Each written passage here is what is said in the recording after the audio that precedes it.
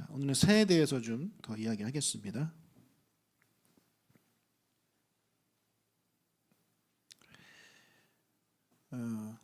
우리 고대인들은 새한테는 영혼이 있다고 믿었습니다. 왜냐하면 새가 가지고 있는 능력 때문에 그렇죠. 우리가 보통 세대가리 하는데 여러분, 새가 엄청난 능력을 가지고 있습니다.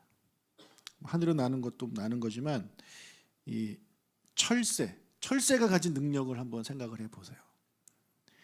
어마어마하게 먼 거리를, 그러니까 대륙을 이동을 합니다. 대륙을 이동을 하는데 GPS가 있는 것도 아니고 내비게이션이 있는 것도 아닌데 정확하게 왔다 갔다 하죠. 이게 이제 새가 가진 능력이잖아요. 자, 그래서 고대인들은 이 새는 영혼을 가졌을 것이다 이렇게 생각을 합니다. 예레미야서 8장 7절에 보면 이런 말씀이 있어요. 공중의 학은 그 정한 시기를 알고 산 비둘기와 제비와 두루미는 그들이 올 때를 지킨다. 이것이 새가 가진 능력입니다.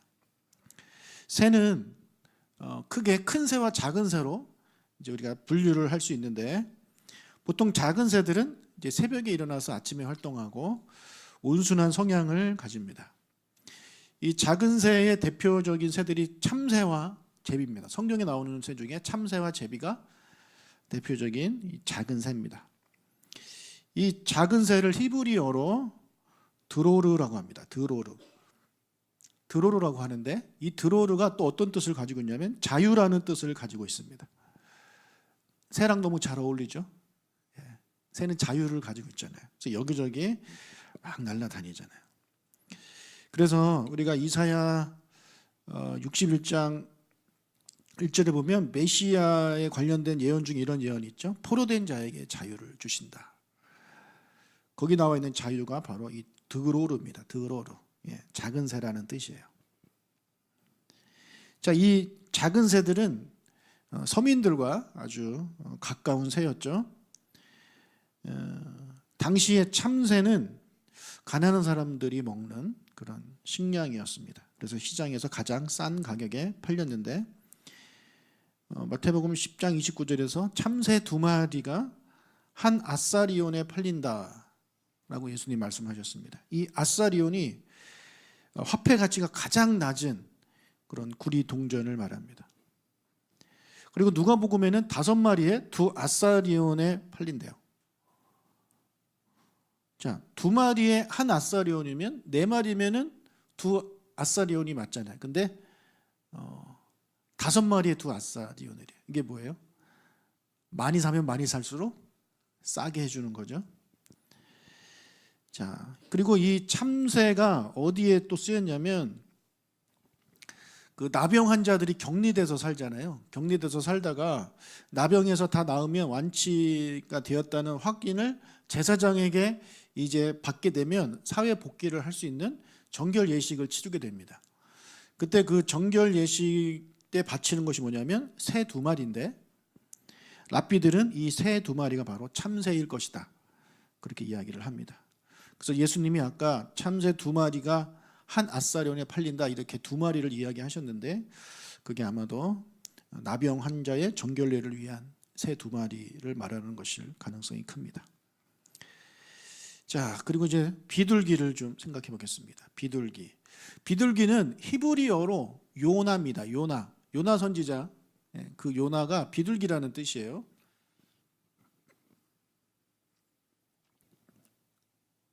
자, 이 산 비둘기는 성경에서 사납고 낭폭한 악인들이 득세하는 세상에서 핍박받고 소외받는 가난한 자들을 상징할 때 많이 언급이 됐습니다.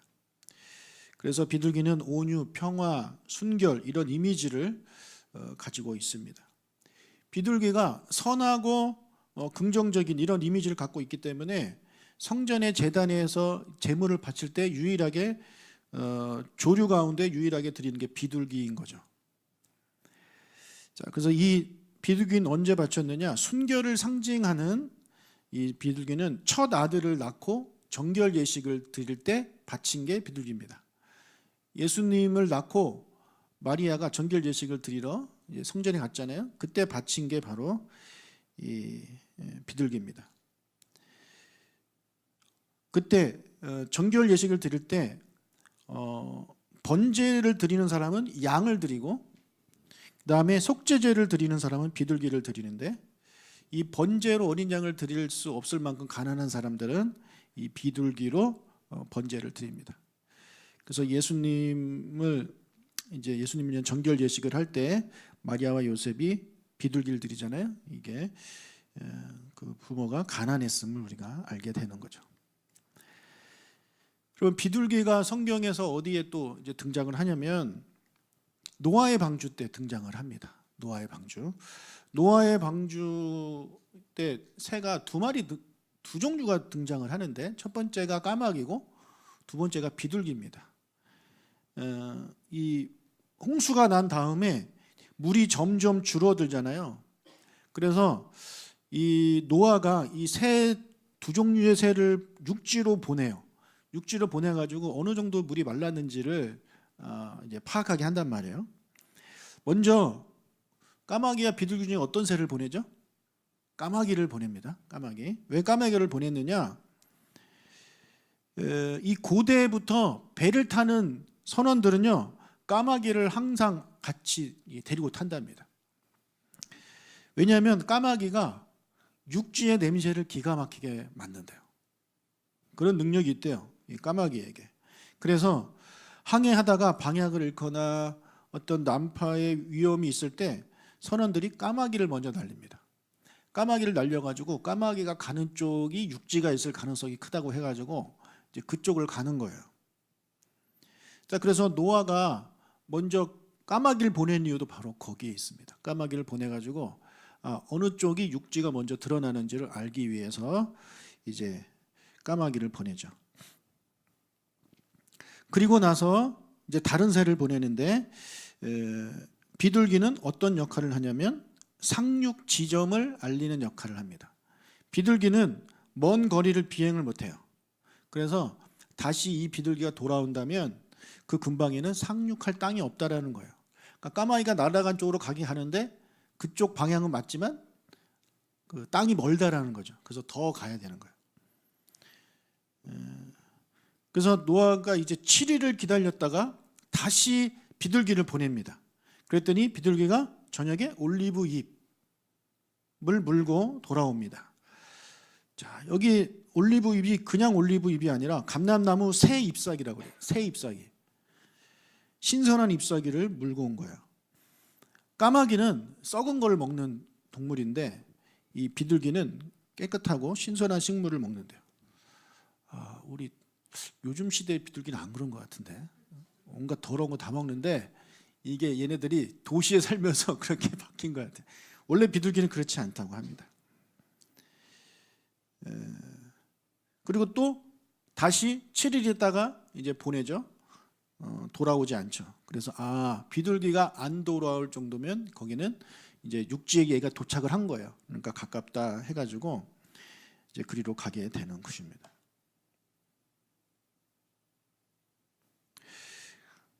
비둘기가 이렇게 좀 긍정적인 이미지가 있는데 또 하나는 어리석은 이미지도 하나 가지고 있어요. 어리석은 이미지. 호세아 7장 12절에 보면 에브라임은 어리석은 비둘기 같아서 비둘기같이 지혜가 없어서 애굽을 향하여 부르짖으며 아수르로 간다. 이런 말씀이 있는데, 여러분 이 참새는 있잖아요. 그러니까 보금자리에서 알을 품고 이제 새끼가 알에서 깨어나서 이제 새끼가 막 날아다니게 되면 이 보금자리로 돌아오지 않아요. 이 어미 참새는. 그런데 비둘기는 보금자리에서 새끼를 낳고 새끼가 알에서 깨어나서 막 날아다녀서 다시 일로 돌아오지 않아도 비둘기는 다시 돌아온다라는 거예요. 그래서 새끼도 없는데 다시 보금자리로 돌아오는 그런 비둘기의 습성을 가지고 이렇게 표현을 한 거죠. 수시로 애굽과 아시리아를 의지하는 이스라엘의 어리석음. 거기에 아무런 소망도 없는데, 거기에 능력도 없는데 자꾸 거기 들락날락하는 거죠. 자꾸 애굽을 찾아가고 자꾸 아수르를 찾아가는 그런 모습을 보면서 비둘기같이 지혜가 없다, 이렇게 표현을 하고 있는 겁니다. 자, 까마귀. 까마귀는 성경에서 이 이미지가 안 좋아요. 이름부터가 까마귀잖아요. 그렇죠? 그래서 부정하고 시체를 먹는 까마귀의 습성이 있어가지고 까마귀의 이미지는 좋지 않습니다. 까마귀는 또 시체의 눈을 파먹는 그런 잔인한 습성도 있습니다. 그런데 하나님이 이 부정하고 잔인한 속성을 가진 까마귀를 어디에 써 먹으시냐면은 엘리야를 먹일 때 써 먹으십니다. 엘리야. 아니 좋은 그런 선한 동물들도 많이 있는데 왜 이런 악한 나쁜 부정한 속성을 가진 까마귀를 보내셨는지 우리는 알 수가 없죠. 자, 그런데 이스라엘은요 강이 요단강이 있지만 이렇게 사시사철 흐르는 강 말고 우기에만 흐르는 그런 천이 있어요. 그걸 이제 와디라고 그래요. 와디. 근데 그 와디하고 그 주변 황량한 바위가 많은 지역에 까마귀가 이제 삽니다. 근데 엘리야가 어디 숨어 있었냐면 그릿시냇가에 숨었잖아요. 그릿시냇가. 근데 그 그릿시냇가가 바로 와디예요. 항상 물이 흐르는 곳이 아니라 이제 우기 때만 흐르는 그런 강이에요. 그러니까 그곳에 이제 까마귀들이 근처에 이제 있었다라는 거죠. 그래서 그 까마귀를 이용하신 건데 까마귀가 울퉁불퉁한 바위 틈에다가 자기가 이렇게 모은 음식물을 이렇게 저장하는 습관이 있답니다. 근데 아까 말씀드린 대로 까마귀가 주로 썩은 고기를 먹는데 이 썩지 않은 것도 모으는 게 있어요. 그게 뭐냐면 대추야자 같은 과일이에요. 대추야자. 그래서 엘리야에게 갖다 준 음식이 아마 대추야자가 아닐까 싶은 거죠.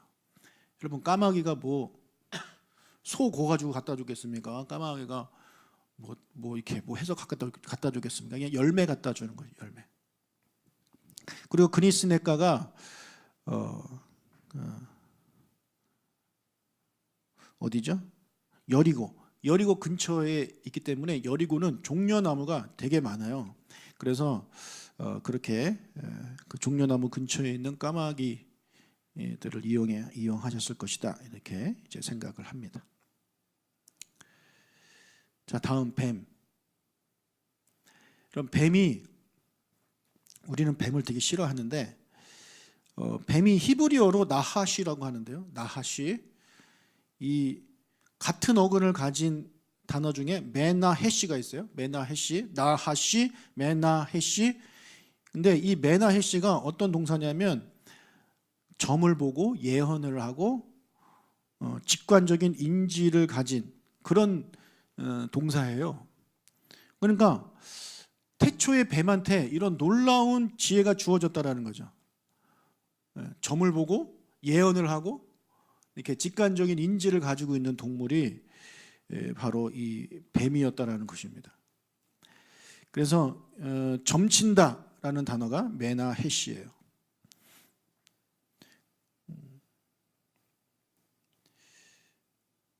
그리고 또 뱀이 어디에 이제 등장을 하느냐? 광야에서 이제 지날 때 이스라엘 백성들이 이제 불순종하고 불평할 때 하나님이 이제 불뱀을 보내시죠. 불뱀을 보내는데 그 불뱀이 그냥 독사라고 생각하시면 됩니다. 독사를 보내가지고 이스라엘 백성들을 물게 하고 죽게 하셨는데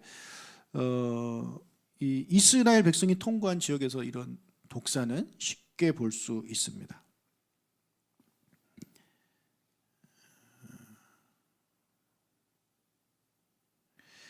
자, 그리고 독사의 자식들아라고 이제 예수님께서 책망을 하신 내용이 나오는데 여기 독사 중 하나가 이제 살모사가 있지 않습니까? 이 살모사는 여러분 아실 수도 있지만 이 살모사의 새끼는 어미의 배를 가르고 나와요. 그래서 이 독사의 자식은 어떤 거냐면 끔찍한 모친 사내, 모친을 죽이는 것. 그러니까 독사의 새끼들은 자기 엄마를 죽입니다. 그래서 독사보다 독사의 자식이 더 심한 모욕이 되는 거예요. 그래서 예수님이 바리새인과 서기관 같은 그 외식하는 종교 지도자들한테 가장 심한 모욕을 하신 겁니다. 독사의 새끼들아라고. 자, 그리고 또 전갈이 있는데요. 전갈. 이 전갈이 열왕기상에 보면 르호보암이 솔로몬의 아들이잖아요. 그래서 백성들이 당신 아버지 때문에 너무 힘들었다. 그러니까 당신은 좀 살살해라. 그렇게 했더니 르호보암이 이렇게 말합니다. 나는 전갈 채찍으로 너희를 징계할 것이다. 이게 진짜 전갈이 아니라 날카로운 가시가 있는 찌르는 채찍, 이거를 전갈 채찍이라고 합니다.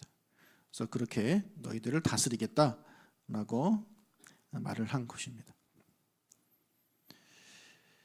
자, 이제 좀 벌레를 좀 하겠습니다. 벌레 중에 먼저 벌은 히브리어로 드보라.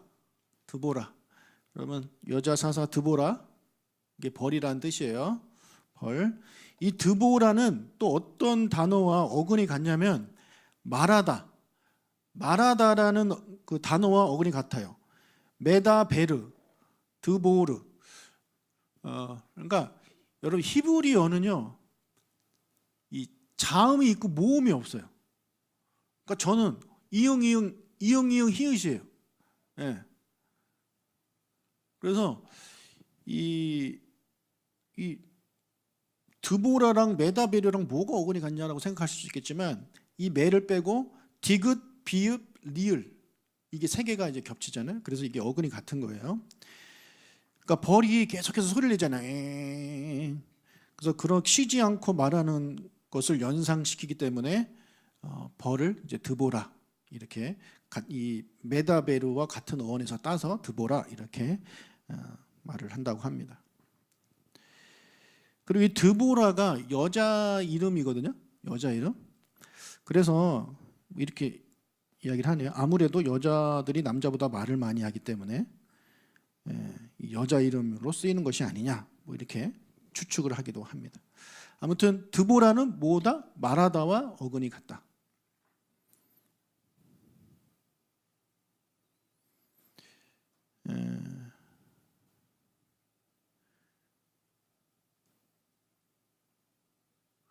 근데 이 벌이 이스라엘을 대적하는 군대들을 종종 이렇게 벌에 또 이제 표현을 하기도 합니다.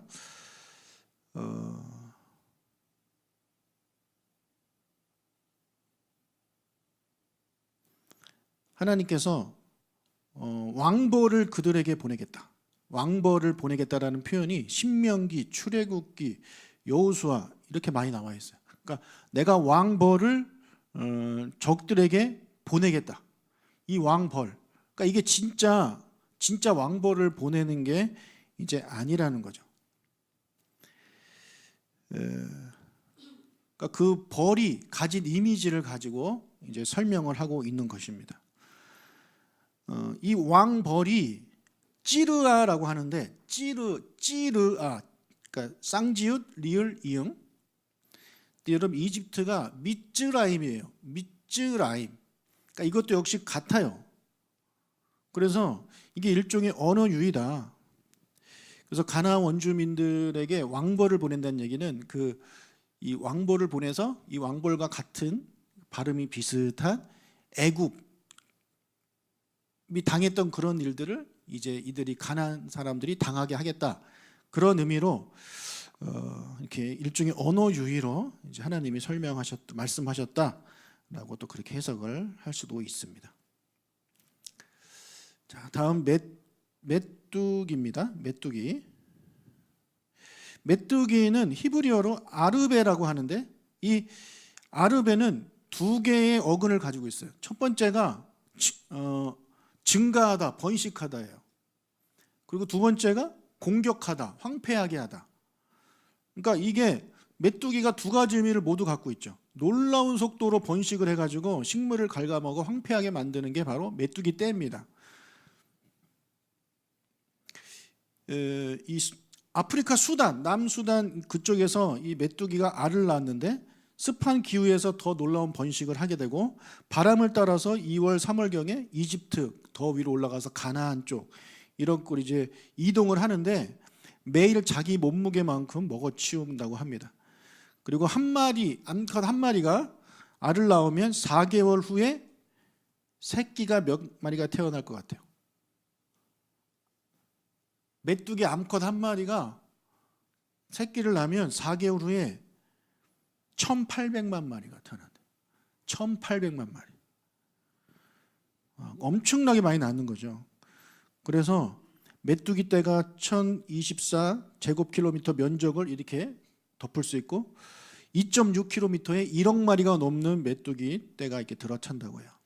그래서 이 메뚜기 재앙은 그냥 여러 재앙 중에 하나라고 보기가 어렵고 그냥 대재앙인 거예요. 대재앙. 어마어마한 대재앙. 근데 지금도 이런 일들이 일어나고 있습니다. 가장 최근 중에 가장 좀 많은 그런 피해를 준 게 1978년도에 메뚜기 떼가 모로코부터 시작해가지고 아프리카 모로코부터 시작해가지고 아시아의 파키스탄까지 50개국을 강타한 적이 있을 정도라고 해요. 그러니까 이게 어마어마한 재앙이에요. 메뚜기 재앙이.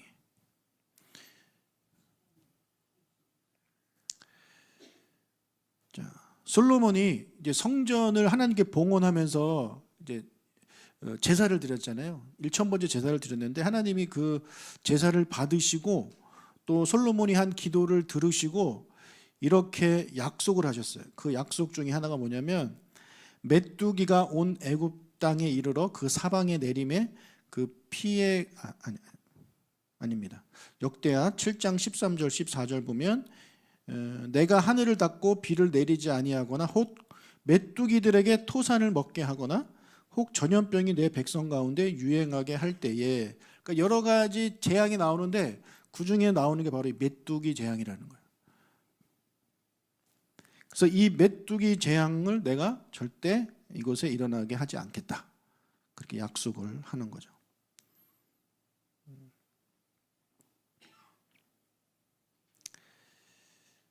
자, 그리고 또 개미와 관련돼서 우리가 많은 성경 구절을 볼 수가 있는데 개미는 우리 인간과 비슷하다고 합니다. 공동체 생활을 하고 그리고 서로 이렇게 신뢰하고 충성하면서 연합하면서 번성을 하는 게 이제 개미입니다. 운명 공동체를 이루고. 그러니까 큰 동물들은 자기의 힘을 믿고 혼자 다니지만 이 개미들은 무리지어 공동체 생활을 하고 번성을 해요. 개미들의 집 짓기도 인간과 비슷합니다.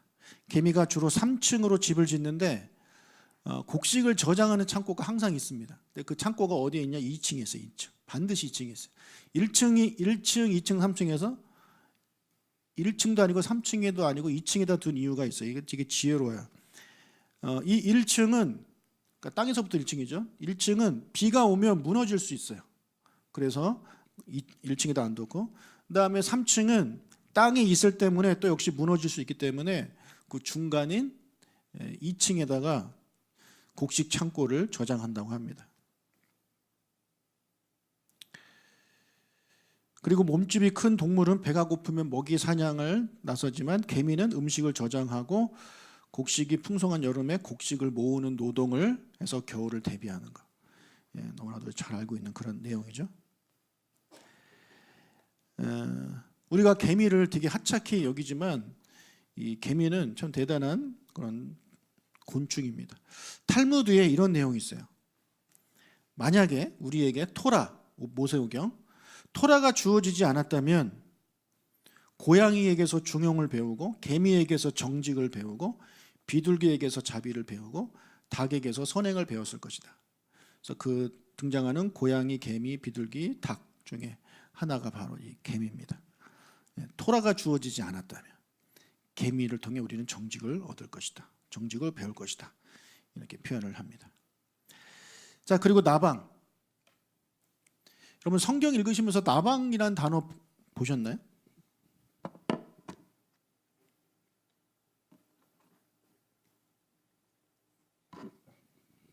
나방. 나 나방 읽어봤다. 성경에서. 못 읽어보셨죠? 못 읽어보셨을 거예요. 근데 나방이 많이 나와요. 근데 우리는 못 읽어요. 왜냐하면 번역을 나방으로 안 했기 때문에 그래요. 그럼 나방을 뭘로 번역을 했느냐? 좀. 좀, 좀으로 번역을 합니다.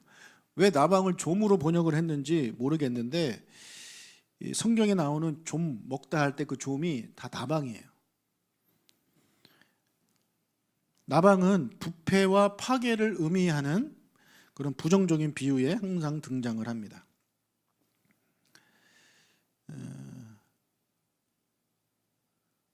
그 중에 하나만 제가 몇 개 말씀을 드리면 호세아 5장 12절 내가 에브라임에게는 좀 같으며 유다에게는 썩은 것 같도다. 욥기 13장 28절 나는 썩은 물건의 낡아짐 같으며 좀 먹는 의복 같으니이다. 여기 좀이 다 나방입니다.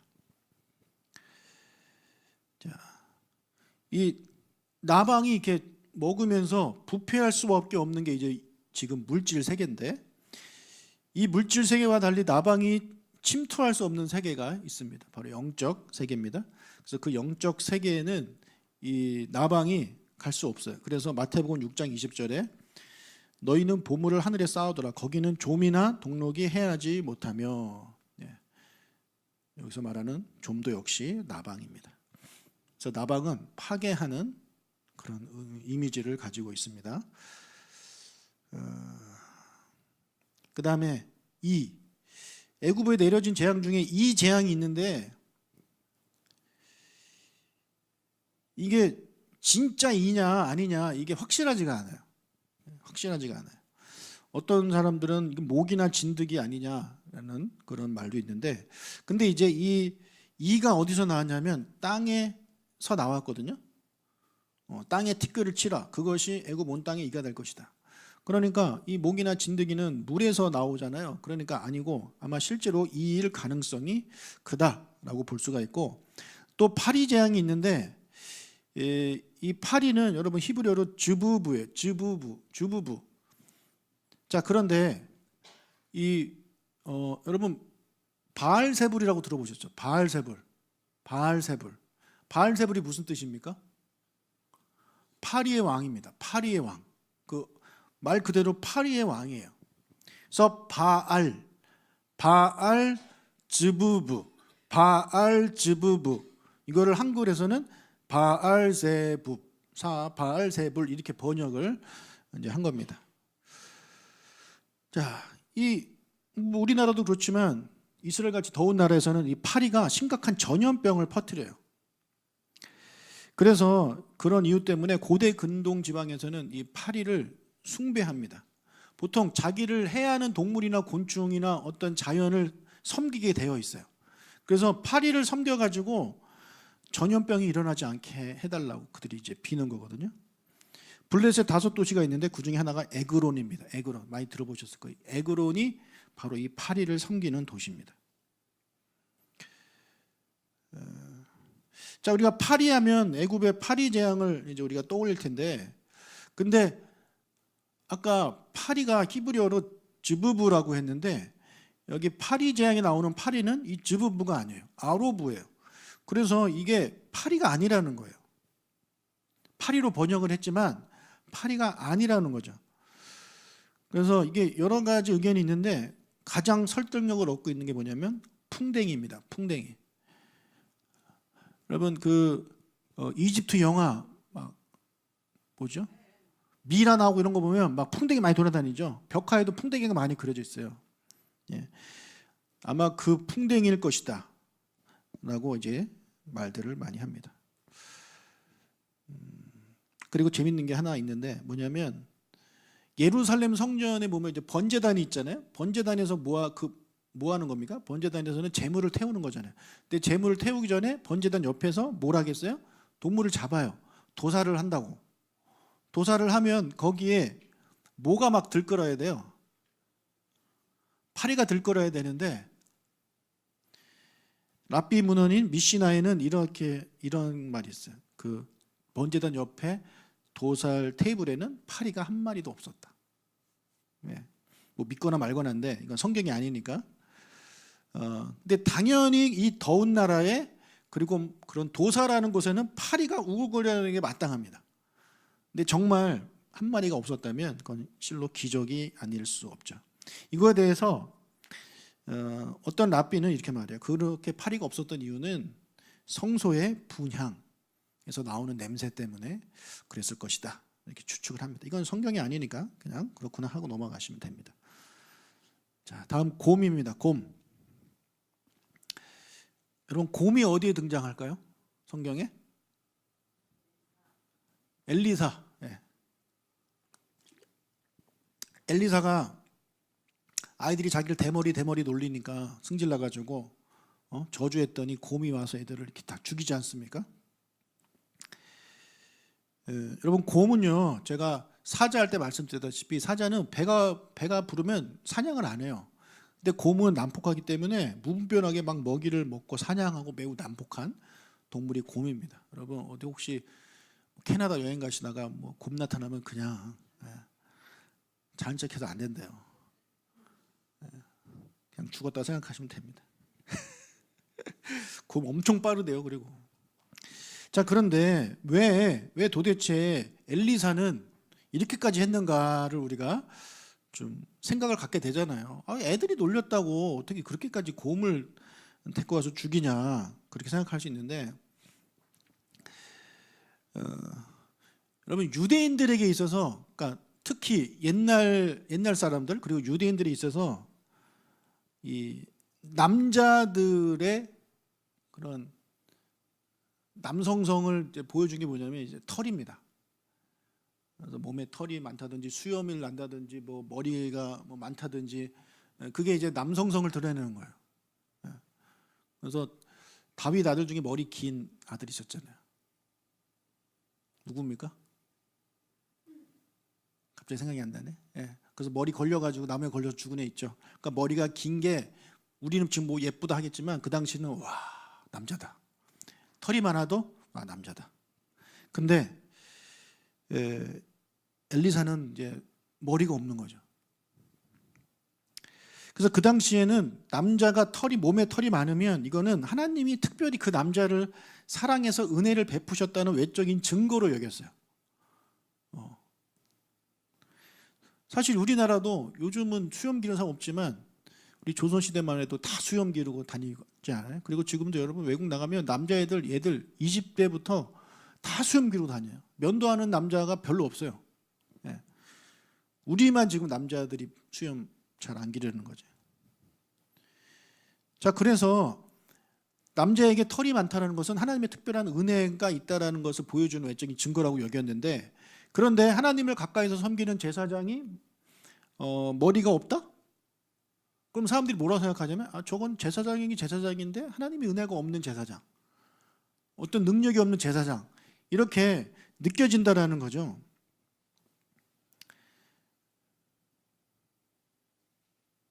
그러니까 뭐 이 어린애가, 아마 어린애는 아닐 거고 청소년에서 청년 정도 되는 아이들일 겁니다. 그들이 이제 막 놀렸는데, 왜 놀렸느냐? 이 사람이 누구냐면은 선지자예요. 하나님의 말씀을 전하는 선지자인데, 선지자에게는 하나님의 은혜가 있어야 되잖아요. 근데 대머리야. 그러면 쟤는 선지자인데 하나님의 은혜가 없는 애다, 뭐 이런 의미로 놀리는 거죠. 그러니까 결격 사유가 있는 거예요. 지금 엘리사는 겉모습이, 지금 우리는 좀 이해가 안 되지만 그 당시에 이제 문화가 그랬다라는 거예요. 그래서 하나님의 은혜도 받지 못한 너가 무슨 선지자냐, 엘리사 너나 잘해라, 우리한테 이렇고 저렇고 얘기하지 마라, 그런 의미로 이제 막 말을 한 거죠, 함부로. 근데 이제 엘리사가 어떻게 하냐면 여호와의 이름으로 저주를 해요. 여호와의 이름으로. 그랬더니 암곰 둘이 나와서 아이들 42명을 찢어 죽여요. 자, 그럼 이걸 통해서 사람들이 어떤 생각을 하느냐? 저 엘리사가 대머리라서 하나님의 은혜가 없는 줄 알았더니, 하나님의 능력이 없는 줄 알았더니, 저 엘리사가 여호와 이름으로 저주를 하니까 숲에서 곰이 2마리가 튀어나와서 그를 욕하는 아이들을 이 42명이 죽였다. 저 엘리사는 비록 대머리지만 능력이 있다. 엘리사의 말을 들어야 된다. 라는 것이 이제 당시 사람들한테 이제 생각하게 되었다라는 것이죠. 자, 이제 그렇게 우리가 좀 이해를 하시면 되겠습니다. 그리고 곰은 자식 사랑이 아주 유별나다고 합니다. 그래서 성경에 곳곳에서 새끼 빼앗긴 곰 이야기가 많이 나와요. 새끼 빼앗긴 곰. 새끼 빼앗긴 곰은 안 그래도 난폭한 애가 더 난폭한 거예요. 자기 새끼를 빼앗겼기 때문에. 그래서 이 잠언 기자가 잠언 17장 12절에서 이런 말을 했죠. 차라리 새끼 빼앗긴 암곰을 만날지언정 미련한 일을 행하는 미련한 자는 만나지 말아야 된다. 차라리 새끼 빼앗긴 엄마 곰을 만나는 게 낫지 미련한 일을 행하는 자를 만나면 안 된다. 그만큼 미련한 자는 만나서는 안 된다. 그걸 이제 강조하고 있는 거죠. 그리고 호세아 선지자도 하나님의 분노를 새끼 잃은 곰에 비유를 하고 있어요. 하나님이 지금 새끼를 잃은 곰처럼 분노하고 계시다. 자, 다음 물고기. 이제 마지막입니다. 마지막 물고기. 자, 물고기는 성경에서 물고기는 그냥 한 단어로 나와요. 그냥 다그 이렇게 해가지고 그냥 그게 다예요.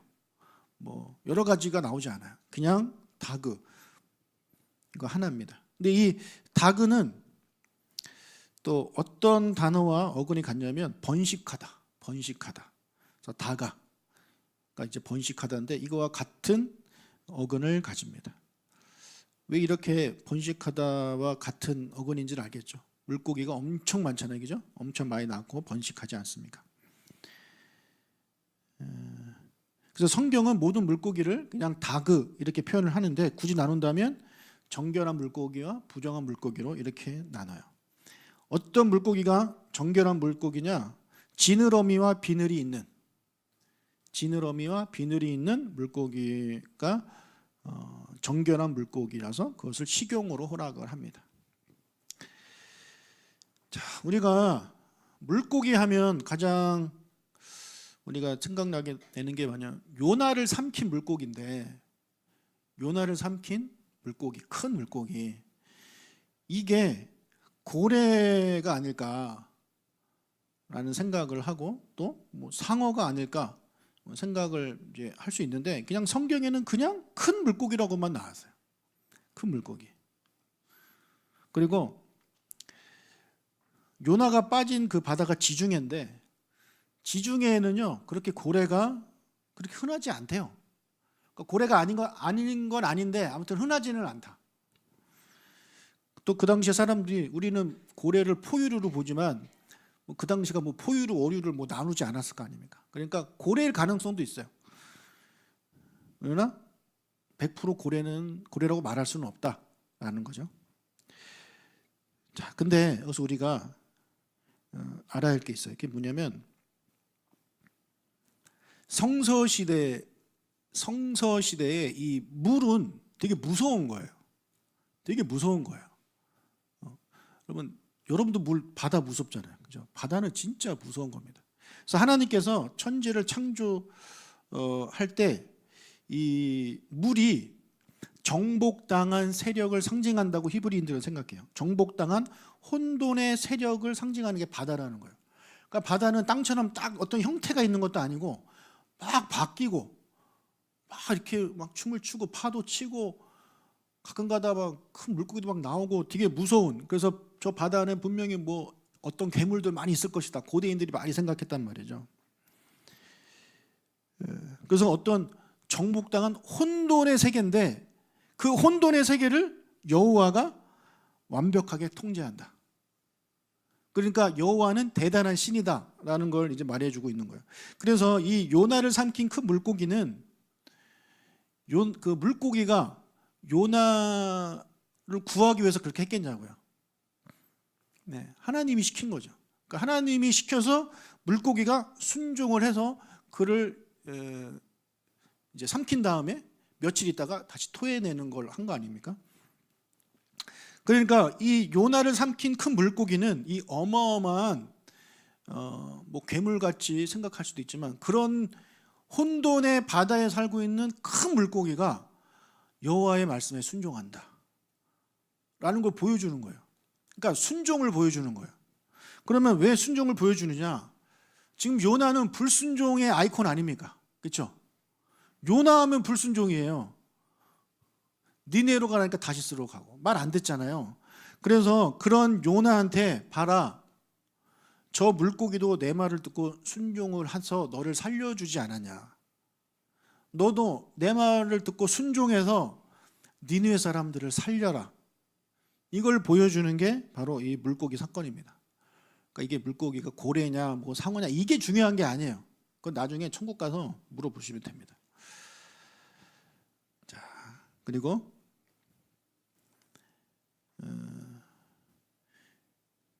우리가 갈릴리 바다에 가면 이 베드로 고기라는 걸 먹거든요. 베드로 고기. 그런데 이 갈릴리 지역에서 유대인들이 물고기를 먹은 건 그렇게 옛날부터 그러진 않았어요. 언제부터 먹게 됐냐면 주전 2세기. 주전 2세기부터 갈릴리 사람들이 물고기를 먹기 시작을 했어요. 그래서 이 성서 시대 대부분의 역사에서, 그러니까 구약이죠. 구약 그쪽에서 물고기는 유대인들에게 그리 친숙한 메뉴가 아닙니다. 자, 해안가에 가나안 땅 해안가 지중해를 이렇게 품고 있는 가나안 해안가에 정착한 사람들이 페니키아인들인데 두로와 시돈. 그 사람들은 오래전부터 바다를 무대로 살았어요. 그래서 바다를 무대로 살았기 때문에 그들이 섬기는 신은 물고기 신입니다. 물고기 신. 그 신이 바로 다곤이에요. 다곤. 다곤. 여러분 다곤 어디서 들어보셨나요? 어디 나옵니까? 다곤이?